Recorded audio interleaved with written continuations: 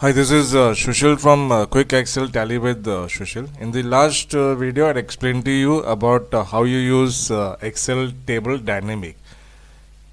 Now, in today's video, I'll be explaining you about Vlookup with Iferror. So let us see our sample data. You can download this sample data from my description.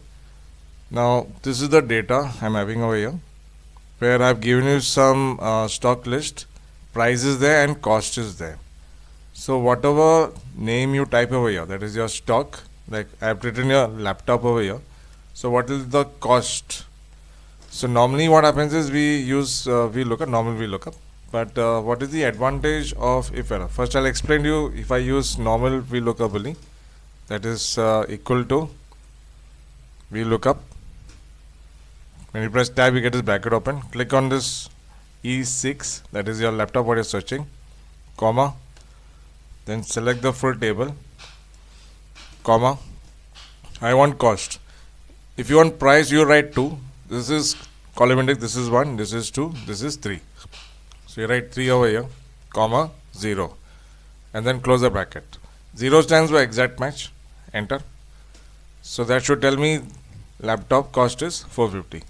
So if I type here something else, like for example, I'm just typing your tablet. So it will tell me the cost. If you type something else, for example, I'm just typing a TV, enter. So it will give you NA. So NA is actually nothing but not applicable. Now you know Excel, so you can know what is NA. But if you want to explain to somebody and that person doesn't know about Excel or anything, so you will not know about NA. What is NA? So every time you will have to explain to him. So instead of NA, I want in simple English, that is record not found.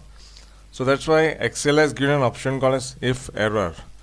So for the how you use a formula over here is you write if error, tab, bracket open, VLOOKUP, bracket open, click on this stock, look E6, comma, select the full table, comma, 3, 0. Instead of 0 you can write false also, bracket close, comma, and then double quotes you write not found, or you can say record not found, or you can say not found. That means if that record is not there, it will tell you not found. Close the bracket. So now when I press enter, because see I have written TV over here, TV is not there in my list, enter, see not found. So if I type your television, enter. Okay, spelling is wrong, that's why it's not coming.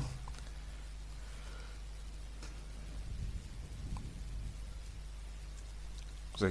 So if I type your laptop, so if it is there in the list, it will come. If it is not there in the list, for example, if I type your scanner, so it will say not found. See. So if you find this tutorial helpful, give a like and subscribe to my channel, Quick Excel Tally with Shushil.